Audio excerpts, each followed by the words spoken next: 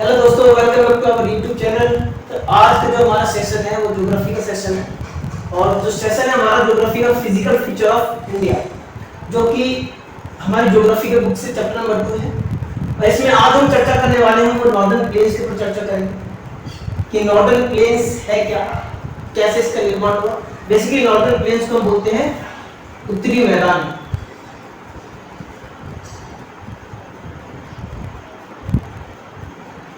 Northern plains को हम बोलते हैं उत्तरी मैदान। तो ये बात की जाएगी कि नॉर्दर्न प्लेन यानी उत्तरी मैदान का निर्माण कैसे हुआ, किन कारणों से हुआ, क्या क्या चीजें थी। तो हम डिस्कस कर लेते हैं। फिलहाल जो हमारे पॉइंट से कि इंट्रोडक्शन की चर्चा करते हैं कि नॉर्दर्न प्लेन्स है क्या, कैसे इसका निर्माण हुआ, क्या क्या पॉइंट से ये कहां तक फैला हुआ है, कितनी इसकी लंबाई है। ठीक है, तो स्टार्ट करते हैं आज का चैप्टर। स्टार्ट। जैसे कि आप देखा जाए कि the northern plains have been formed by the interplay of the three major river system. जो नॉर्दर्न प्लेन से बेसिकली उसका जो फॉर्मेशन हुई है, उसकी जो निर्माण हुआ है, नॉर्दर्न थ्री मैदान का जो निर्माण हुआ है वो तीन नदियों के कारण हुआ है। वो तीन नदियां कौन सी हैं? First the Indus, second the Ganga, third the Brahmaputra. ये तीन नदियां हैं। इन तीन नदियों के आपस में मिलने से बेसिकली हमारा उत्तरी मैदान का निर्माण हुआ है। ठीक है, और This plains is formed of alluvial soil। साथ में ये जो प्लेन से जो फॉर्मेशन हो रही है, साथ में जो फॉर्म्स की मिट्टी जो लाती है साथ में अपना, उस मिट्टी को क्या बोलते हैं? एलुवियल सॉइल बोलते हैं, कि जलोढ़ मृदा।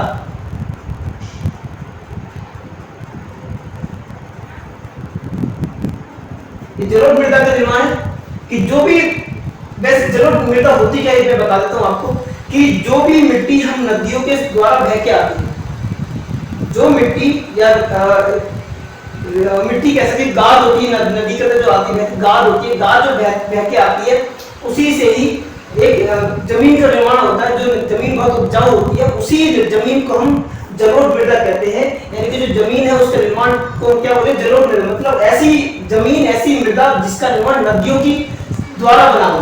तो निर्माण किससे होगा? नदियों के द्वारा होगा इसका निर्माण, इसलिए से जलोढ़ मृदा या एलुवियल सॉइल कहते हैं। अगला point, it is agriculturally a very productive part of India. मतलब जो जमीन है ये वाली जो नॉर्दर्न प्लेन्स है वो एग्रीकल्चर की यदि हम देखें उसके परिप्रेक्ष्य में देखते हैं तो एग्रीकल्चर के परिप्रेक्ष्य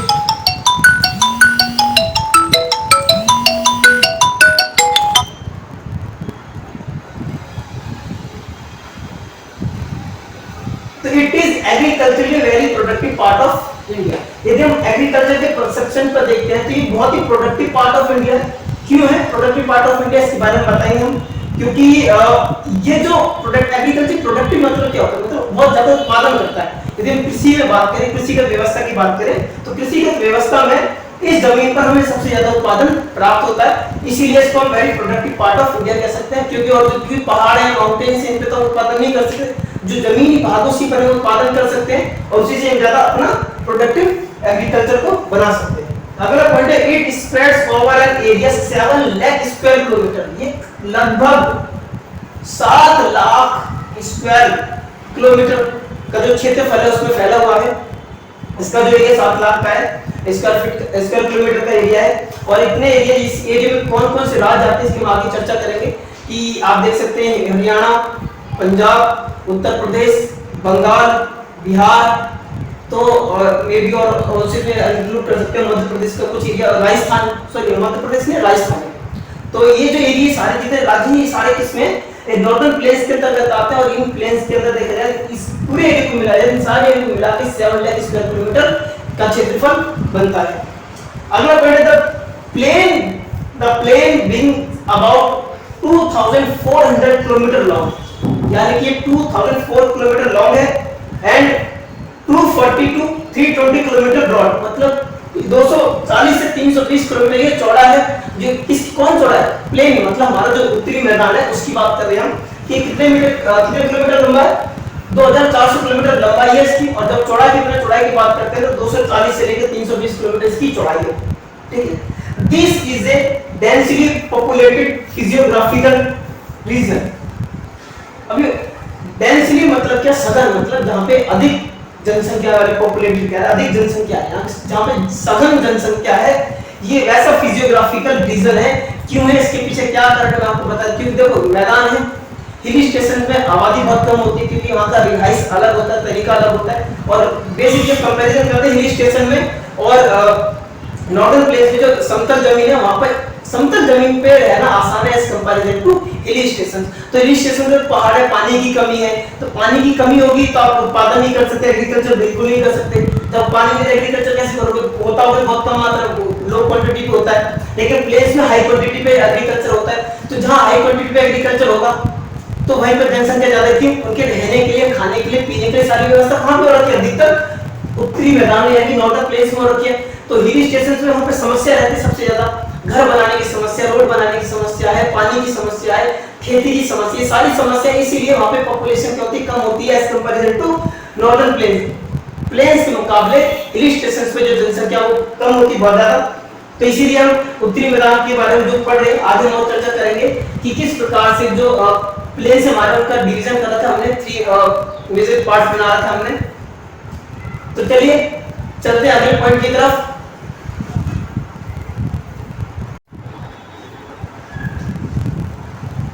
तो नॉर्दर्न प्लेस में हमारा एक और टॉपिक है छोटा सा, कि उससे पहले मैं बताऊं कि ब्रॉडली हम कैसे नॉर्दर्न प्लेस को डिवाइड करते हैं। उससे पहले छोटा सा टॉपिक है, रिवराइन आइलैंड्स के नाम से है। इस छोटे से टॉपिक को समझ लो, पेपर में पूछा तो नहीं जाता लेकिन फिर हम समझा देते हैं क्योंकि समझना बहुत जरूरी है हर एक चीज हमारे लिए कि रिवराइन आइलैंड क्या होता है। देखो the rivers coming from northern mountains, जो नदियां उत्तरी पहाड़ों से, पर्वतों से आती हैं, are involve in disposition work, तो निक्षेपण कार्य में लगी रहती है। क्या नदियां क्या करती हैं कि जो भी उत्तरी पर्वतों से आ रही है, पहाड़ों से आ रही है, वो नदियां क्या करती है, निक्षेपण का कार्य करती है। किसका कार्य करती है, निक्षेपण का। यहां लिख देते हैं इसका मतलब निक्षेप। डिस्पोजिशन मतलब होता है निक्षेप करना। अब निक्षेप होता है ये आप समझ लो, निक्षेप मतलब होता है कि जब नदियां अपने साथ गाद को, मृदा को अपने साथ बहा के लाती है और बहाने के साथ साथ वो एक स्थान को छोड़ के फिर नदी आगे चली जाती है, तो जो गाद है वो गाद एक जगह स्थान पर रुक जाती है। मतलब गाद कहीं और से लेके आई नदी और एक जगह छोड़ के फिर आगे चलेगी। इसी तरह से मृदाओं का एक जगह से दूसरी जगह आना नदियों के द्वारा, ये निक्षेप कहलाता है। क्या कहलाता है, निक्षेप, डिस्पोजिशनल वर्क कहलाता है। और नदियां इसी कार्य में लगी रहती है हमेशा, ऑलवेज। नदियों के यही काम है। अभी आप हरिद्वार में देखेंगे तो हरिद्वार में जो नदियां हैं वो नदियों के साथ गाद बहुत ज्यादा आ रही है। वो गाद कहाँ जाकर रुकेगी, वो गाद ऐसी काम करती है, आगे जाकर दूसरी जगह मृदा को, जब शांत हो जाएगी मृदा हमारे, जब नदी स्टिल हो जाएगी तो वो गाद नीचे बैठने लगेगी। आगे पढ़ते हुए दे रखा है, सुनिए। इन द लोअर कोर्स, मतलब नदी के निचले भाग की बात करते हैं, in the lower course due to the gently slope, जब नीचे स्लोप पे आते हैं, तो पहाड़ों से नीचे नदी उतर रही है, उतरने के बाद मैं चित्र दिखाता हूं कि पहाड़, ये पहाड़ है, जब पहाड़ से नदी नीचे उतर रही है तो मैदान में आती है, ये क्या आपका रिवर हो गया, ये हो गया आपका माउंटेन। तो जब नदी ऊपर से उतरती है, ये ध्यान देना, जब नदी यहां से ऊपर आ रही है तो डिपोजिट वर्क में लगी रहती है, इसके साथ में कुछ गंद भी लेके आती है, मृदा को साथ लेके आती है। जैसे ही वो मैदान में पहुंचती है, मतलब due to the gently slope, जब उसका स्लोप जो होता है, स्लोप जो सीधा हो जाता है, इस कंडीशन में आ जाता है स्लोप उसका, तो उस कंडीशन में द वेलोसिटी और may be speed of river, तो यहां से तो रिवर की स्पीड तेज है, लेकिन जैसे जब जेंटली स्लोप बन जाता है, नदी का इधर आ जाता है, तो यहां पे आपका क्या है, स्लोप क्या है,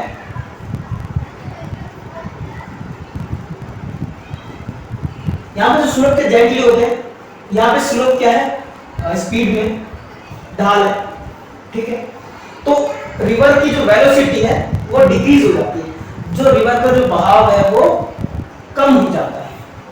अभी रिवर बहुत तेज होती है, वो रिवर का बहाव यहाँ के कम हो गया, which result the formation of riverine island, जिसके परिणाम स्वरूप क्या होता है, रिवराइन आइलैंड्स का निर्माण होता है। अब आगे समझ रहे इसके अंदर एक चीज और जोड़ देते हैं इसके अंदर, कि जब ये नदी अपने साथ उस गाद को लेके आती है तो धीरे धीरे वो गाद एक जगह इकट्ठी होने लगती है, ठीक है। अब गाद एक जगह इकट्ठी होने लगी, ये गाद इकट्ठी होने लगी, तो ये अलग अलग स्थान ले लेती है। ये क्या है, यहाँ पे क्या होगी, ये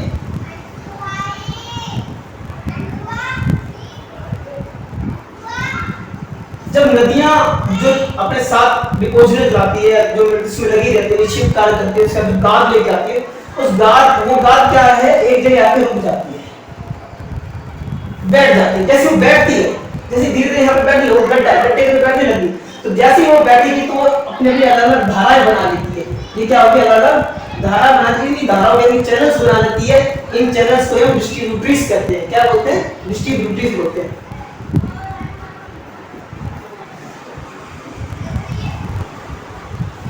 इन चैनल्स को हम क्या बोलते हैं? डिस्ट्रीब्यूटरीज बोलते हैं, मतलब वितरणी का है।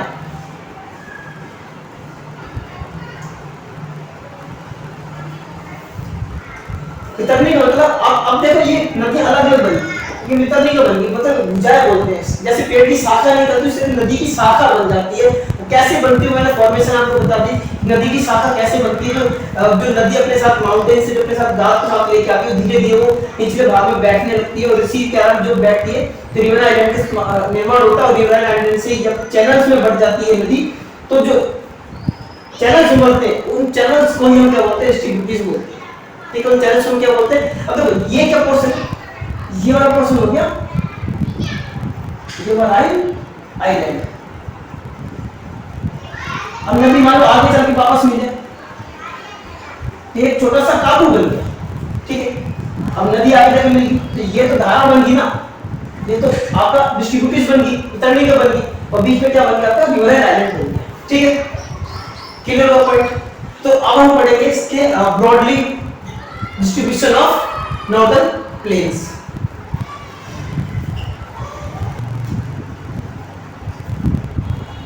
तो जैसे कि मैंने बात करी थी कि नॉर्दर्न प्लेन्स को ब्रॉडली डिवीजन करेंगे, तो ब्रॉडली डिवीजन में देखा जाए तो पंजाब जो नॉर्दर्न प्लेन्स है उसको बेसिकली 3 सेक्शन में डिवाइड किया गया। बेसिकली 3 सेक्शन में डिवाइड किया। मैं जो पहला सेक्शन जो मैंने लिख दिया है पंजाब प्लेन्स, मैं दूसरे यहाँ बता देता हूँ, उसके बारे में बताते हैं, टॉपिक में बात करते हैं कि जो दूसरे हैं कौन कौन से हैं। मैं लिख देता हूँ इधर। नंबर 1 तो ये रहा एक तरह से आपका, नंबर 2 सॉरी नंबर 1 ही है, फिर नंबर 1 पे डिस्कस करेंगे। नेक्स्ट पे क्या उसकी चर्चा करते हैं कि जो नंबर 1 है पंजाब प्लेन्स है। 3 सेक्शन में से नंबर 1 पंजाब प्लेन्स है। This is the western part of northern planes. ये जो पंजाब प्लेन्स है, इस नॉर्दर्न प्लेन्स का बिल्कुल पश्चिमी हिस्सा है, पश्चिमी पार्ट है।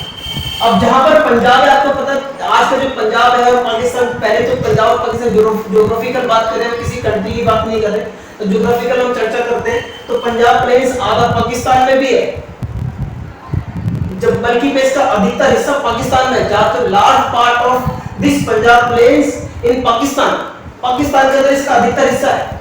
जो वही चीज हम बताने आगे कि this is western part of northern planes. और ये क्या है? इस नॉर्दर्न प्लेन्स का पश्चिमी भाग है। It is formed by the Indus and it's tributaries, मतलब जो सिंधु नदी है, जो यहाँ पे सिंधु जो नदी है और उसकी सहायक नदियां, ट्रिब्यूटरीज मतलब सहायक नदियां,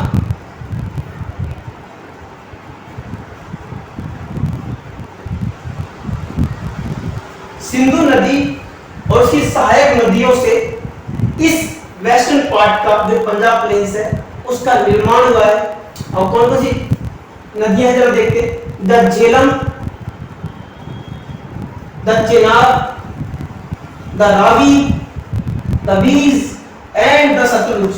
1 2 3 4 and 5 rivers is there who help to form the Punjab plains. जो पंजाब प्लेन्स के निर्माण में सहायक है सिंधु नदी और उसकी साथ 5 नदियां उसकी सहायक नदी। तो मेन नदी तो सिंधु है, मेन नदी सिंधु है, लेकिन सिंधु की सहायक नदियां हैं वो इसकी फॉर्मेशन में बहुत ज्यादा भूमिका निभाती है। This section of plain is dominated by Doab. जो इस सेक्शन है इधर का वो बेसिकली डोमिनेटेड किससे है? दुआब से डोमिनेटेड है। ये दुआब क्या चीज है? दुआब की मैं बात करता हूं तो दुआब, जो यहाँ पे दुआब का मतलब है टू, और दुआब तो जैसे हिंदी में लिखा है जैसे कि दो आप, तो दुआब का मतलब है यहाँ पे टू, और डू मींस टू एंड आप मींस वाटर।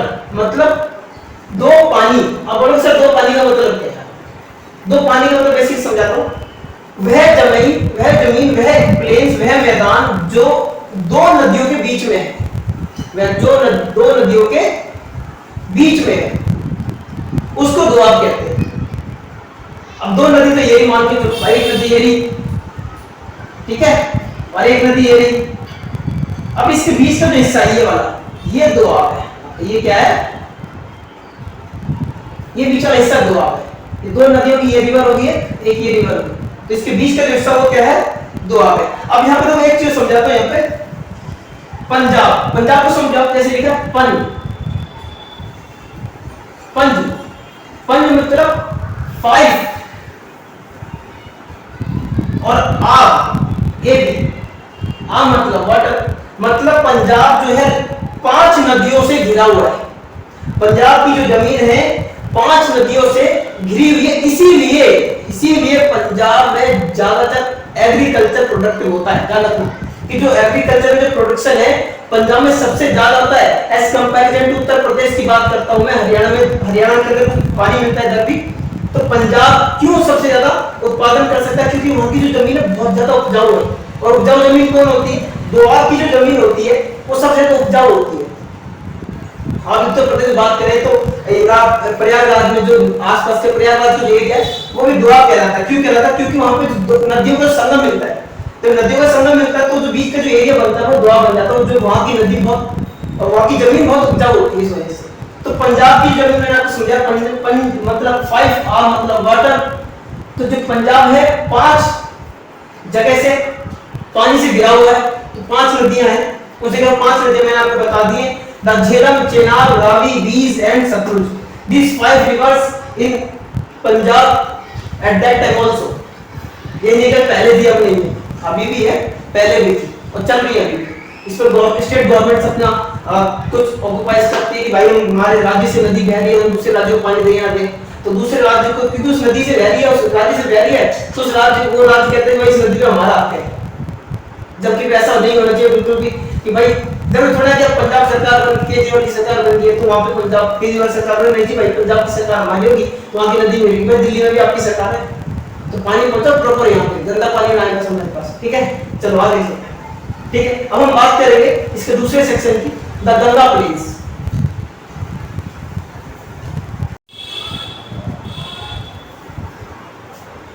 तो द नॉर्दर्न प्लेन्स का जो ब्रॉडली डिवीजन था उसमें गंगा प्लेन्स सेकंड पे है। तो गंगा प्लेन्स की बात करते हैं, उसके बाद जो थर्ड वन है द ब्रह्मपुत्र प्लेन्स। ये ब्रॉडली डिवीजन की बात कर रहा हूं मैं। ठीक है, तो ब्रॉडली डिवीजन में जो फर्स्ट हमने बात करी थी पंजाब प्लेन्स की, पंजाब प्लेन्स कैसा था। अब हम बात करने वाले थे गंगा प्लेन्स की। ठीक है, तो the Ganga plains it extends between Ghaghara and Teesta river. ये दो नदियों के बीच में एक्सटेंड करता है। नंबर 1 घाघर है, नंबर 2 तीस्ता। ये दो नदियां हैं, तीस्ता और, इन दो नदियों के बीच में ये जो गंगा प्लेन्स है लाई करता है, एक्सटेंड करता है, फैला हुआ है। ठीक है, दो नदियों के बीच में। और किन किन राज्यों में ये बात करते हैं, it is spread over the state of northern India.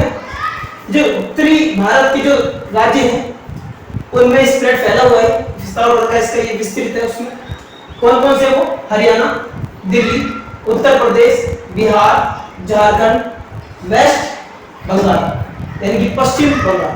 ये 1 2 3 4 5 6 स्टेट है जहां पर जो गंगा प्लेन से एक्सटेंड करता है, स्प्रेड करता है over in this Indian states. ठीक है, तो बेसिकली गंगा प्लेन्स में ये दो मेन पॉइंट है जो आपको याद रखने करने पेपर में पूछा जाए, क्योंकि आपको ये सीधा पूछा जाता कि what is the basic broadly division of northern plains. तो ब्रॉडली डिवीजन की बात करूंगा, एक्सप्लेन होगा basically the broadly division of Indian plains in 3 sections. Number 1 आपको Punjab, number 2 Ganga plains and third one is Brahmaputra. Then we come to the Brahmaputra plains कि these plains is formed by the Brahmaputra and its tributaries। ये ब्रह्मपुत्र है क्या भाई? ब्रह्मपुत्र कोई जगह नहीं, ब्रह्मपुत्र नदी का नाम है। Brahmaputra river and it's tributaries, मतलब इस जो प्लेन है जो ब्रह्मपुत्र, नाम इनका नदियों के उस पे दे रखा है। पंजाब प्लेन्स कोई नदी नहीं थी, लेकिन पंजाब मींस पांच जगह पानी गिरा हुआ, इसीलिए गंगा प्लेन्स बोल दिया। गंगा एक रिवर का नाम है, नदी। तो ब्रह्मपुत्र इज आल्सो रिवर, उसी रिवर के नाम पर इसको प्लेन्स का नाम दे दिया। फिर हम ज्योग्राफिकली बात करते हैं, कोई बेसिकली नाम देना कैसे देंगे हम नाम? तो जो हम नाम देते हैं तो हम किसी पर्टिकुलर चीज को लेके देते हैं। जैसे प्लेस, जैसे आप नदी का लेंगे कोई नाम, तो नदी के नाम पर इसको प्लेस का नाम दे दिया, ठीक है। तो कहते हैं this is place form by the Brahmaputra river and it's tributaries. It lie mainly in the state of Assam. Basically ये कहां स्टेट लाई करती है, ये जो ब्रह्मपुत्र प्लेस कहां लाई करता है? असम के अंदर ही लाई करता है, बस और कहीं लाई नहीं करता। असम के अलावा आपका मणिपुर, मेघालय, अरुणाचल कहीं नहीं है, सिर्फ असम के अंदर ही है, ठीक है। तो असम के अंदर बेसिकली जो ब्रह्मपुत्र प्लेस है ये लाई करता है। तो हम बेसिकली तीन सेक्शन जो हमने पढ़े अभी, the three sections of northern place, जो कि ब्रॉडली आपके डिवीजन में चलता है हमारा, कि पंजाब, गंगा प्लेन्स एंड ब्रह्मपुत्र, इन तीनों के बारे में डिस्क्राइब कर दिया, ठीक है। तो आगे हम जो पढ़ेंगे इसका वेरिएशन के अकॉर्डिंग कैसे हम नॉर्दर्न प्लेन्स को डिवाइड करते हैं, वेरिएशन के अकॉर्डिंग कैसे गंगा जो नॉर्दर्न प्लेन्स है वो डिवाइड है, इसके बारे में चर्चा करते हैं।